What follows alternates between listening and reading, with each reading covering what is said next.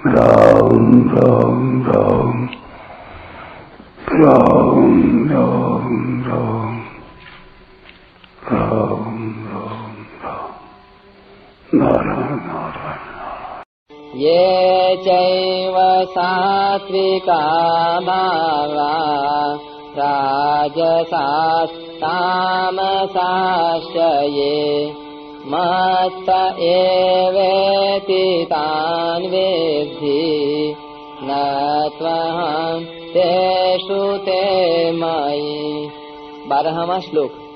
और तो क्या कहें, जितने भी सात्विक राजस और तामस भाव हैं वे सब मेरे से ही होते हैं, ऐसा उनको समझो।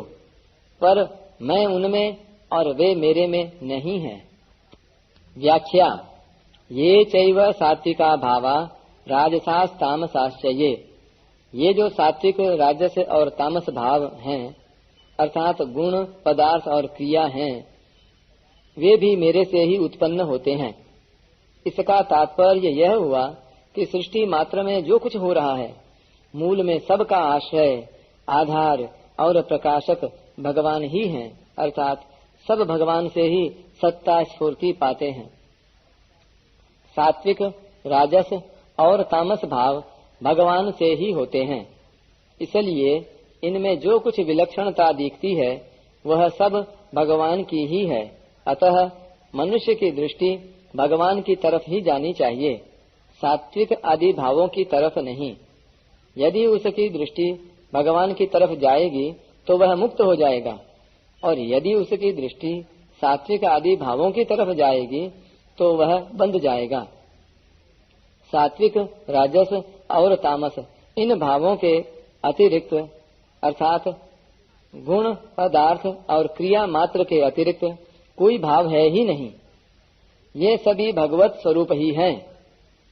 यहाँ शंका होती है कि अगर ये सभी भगवत स्वरूप ही हैं तो हम लोग जो कुछ करें वह सब भगवत स्वरूप ही होगा, फिर ऐसा करना चाहिए और ऐसा नहीं करना चाहिए, यह विधि निषेध कहाँ रहा।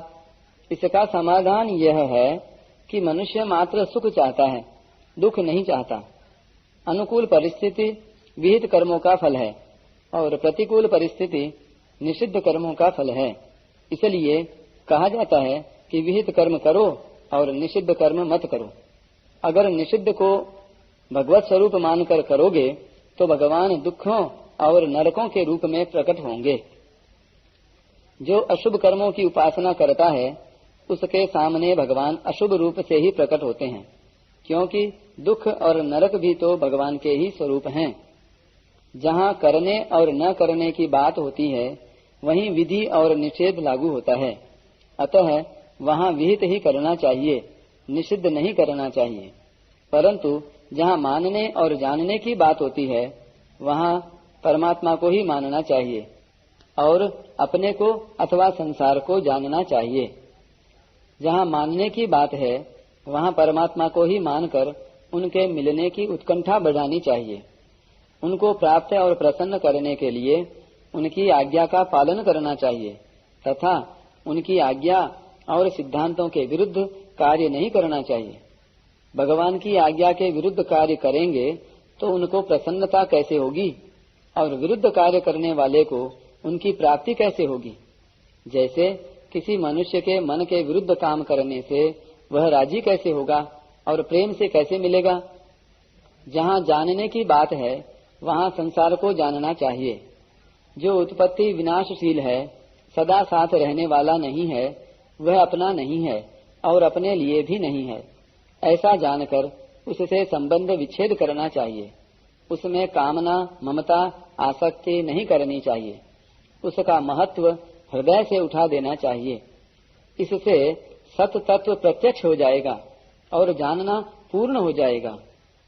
असत नाशवान वस्तु हमारे साथ रहने वाली नहीं है, ऐसा समझने पर भी अगर समय समय पर उसको महत्व देते रहेंगे तो वास्तविकता की प्राप्ति नहीं होगी, अर्थात सत वस्तु की प्राप्ति नहीं होगी। मत्त एवेति तान विद्धि, उन सब को तू मेरे से ही उत्पन्न होने वाला समझ, अर्थात सब कुछ मैं ही हूँ। कार्य और कारण ये दोनों भिन्न दिखते हुए भी कार्य कारण से अपनी भिन्न एवं स्वतंत्र सत्ता नहीं रखता। अतः कार्य कारण रूप ही होता है। जैसे सोने से गहने पैदा होते हैं तो वे सोने से अलग नहीं होते, अर्थात सोना ही होते हैं। ऐसे ही परमात्मा से पैदा होने वाली अनंत सृष्टि परमात्मा से भिन्न स्वतंत्र सत्ता नहीं रख सकती। मत्त एव कहने का तात्पर्य है कि अपरा और परा प्रकृति मेरा स्वभाव है, अतः कोई उनको मेरे से भिन्न सिद्ध नहीं कर सकता। 7वें अध्याय के परिशिष्ट रूप 9वें अध्याय में भगवान ने कहा है कि कल्प के आदि में प्रकृति को वश में करके मैं बार बार सृष्टि की रचना करता हूँ। और आगे कहते हैं कि मेरी अध्यक्षता में प्रकृति चराचर संसार को रचती है। ये दोनों बातें एक ही हुई। चाहे प्रकृति को लेकर भगवान रचना करें, चाहे भगवान की अध्यक्षता में प्रकृति रचना करे, इन दोनों का तात्पर्य एक ही है। भगवान रचना करते हैं तो प्रकृति को लेकर ही करते हैं, तो मुख्यता भगवान की ही हुई। और प्रकृति भगवान की अध्यक्षता में रचना करती है तो भी मुख्यता भगवान की ही हुई। इसी बात को यहाँ कहा है कि मैं संपूर्ण जगत का प्रभव और प्रलय हूँ। और इसका उपसंहार करते हुए कहते हैं कि सात्विक, राजस और तामस ये भाव मेरे से ही होते हैं। भगवान ने विज्ञान सहित ज्ञान कहने की प्रतिज्ञा करके जानने वाले की दुर्लभता बताते हुए जो प्रकरण आरंभ किया उसमें अपरा और परा प्रकृति का कथन किया। अपरा और परा प्रकृतियों को संपूर्ण प्राणियों का कारण बताया, क्योंकि इनके संयोग से ही संपूर्ण प्राणी पैदा होते हैं। फिर अपने को इन अपरा और परा का कारण बताया, मत्तः परतरम नान्यत्। यही बात विभूतियों के वर्णन का उपसंहार करते हुए यहाँ कही है कि सात्विक, राजस और तामस भावों को मेरे से ही होने वाला जान। न त्वहम तेषु ते मयि, मैं उनमें नहीं हूँ और वे मेरे में नहीं हैं। तात्पर्य है कि उन गुणों की मेरे सिवाय कोई स्वतंत्र सत्ता नहीं है, अर्थात मैं ही मैं हूँ, मेरे सिवाय और कुछ है ही नहीं। वे सात्विक, राजस और तामस जितने भी प्राकृत पदार्थ और क्रियाएं हैं वे सब के सब उत्पन्न और नष्ट होते हैं, परंतु मैं उत्पन्न भी नहीं होता और नष्ट भी नहीं होता। अगर मैं उनमें होता तो उनका नाश होने पर मेरा भी नाश हो जाता, परंतु मेरा कभी नाश नहीं होता, इसलिए मैं उनमें नहीं हूँ। अगर वे मेरे में होते तो मैं जैसा अविनाशी हूँ वैसे वे भी अविनाशी होते, परंतु वे तो नष्ट होते हैं और मैं रहता हूँ, इसलिए वे मेरे में नहीं हैं। जैसे बीज ही वृक्ष, शाखाएं, पत्ते, फूल आदि के रूप में होता है, परंतु वृक्ष, शाखाएं, पत्ते आदि में बीज को खोजेंगे तो उनमें बीज नहीं मिलेगा, कारण कि बीज उनमें तत्व रूप से विद्यमान रहता है। ऐसे ही सात्विक, राजस और तामस भाव मेरे से ही होते हैं, परंतु उन भावों में मेरे को खोजोगे तो उनमें मैं नहीं मिलूंगा, कारण कि मैं उनमें मूल रूप से और तत्व रूप से विद्यमान हूँ। अतः मैं उनमें और वे मेरे में नहीं हैं, अर्थात सब कुछ मैं ही मैं हूँ। जैसे बादल आकाश से ही उत्पन्न होते हैं, आकाश में ही रहते हैं और आकाश में ही लीन होते हैं, परंतु आकाश ज्यों का त्यों निर्विकार रहता है। न आकाश में बादल रहते हैं और न बादलों में आकाश रहता है। ऐसे ही 8वें श्लोक से लेकर यहाँ तक जितनी 17 विभूतियाँ बताई गई हैं वे सब मेरे से ही उत्पन्न होती हैं, मेरे में ही रहती हैं और मेरे में ही लीन हो जाती हैं, परंतु वे मेरे में नहीं हैं और मैं उनमें नहीं हूँ।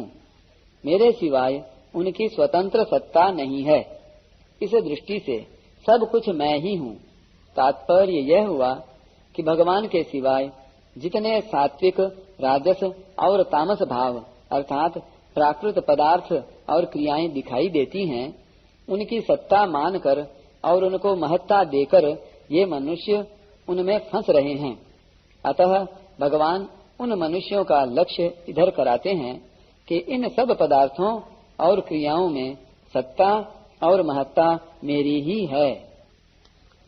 विशेष बात, सत्वगुण, रजोगुण और तमोगुण से उत्पन्न होने वाले तरह तरह के जितने भाव हैं, अर्थात प्राकृत पदार्थ और क्रियाएं हैं, वे सब के सब भगवान की शक्ति प्रकृति से ही उत्पन्न होते हैं। परंतु प्रकृति भगवान से अभिन्न होने के कारण इन गुणों को भगवान ने मत्त एव मेरे से ही होते हैं ऐसा कहा है। तात्पर्य यह है कि प्रकृति भगवान से अभिन्न होने से ये सभी भाव भगवान से उत्पन्न होते हैं और भगवान में ही लीन हो जाते हैं, पर परा प्रकृति जीवात्मा ने इनके साथ संबंध जोड़ लिया, अर्थात इनको अपना और अपने लिए मान लिया। यही परा प्रकृति द्वारा जगत को धारण करना है। इसी से वह जन्मता मरता रहता है। अब उस बंधन का निवारण करने के लिए यहाँ कहते हैं कि सात्विक, राजस और तामस ये सब भाव मेरे से ही होते हैं।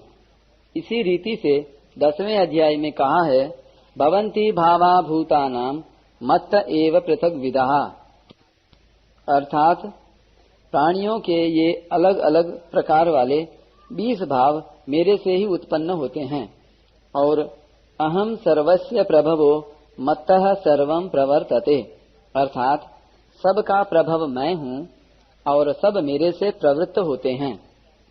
15वें अध्याय में भी कहा है कि स्मृति, ज्ञान आदि सब मेरे से ही उत्पन्न होते हैं। मत्तः स्मृतिर्ज्ञानमपोहनञ्च, जब सब कुछ परमात्मा से ही उत्पन्न होता है तब मनुष्य के साथ उन गुणों का कोई संबंध नहीं है। अपने साथ गुणों का संबंध न मानने से यह मनुष्य बंधता नहीं, अर्थात वे गुण उसके लिए जन्म मरण के कारण नहीं बनते।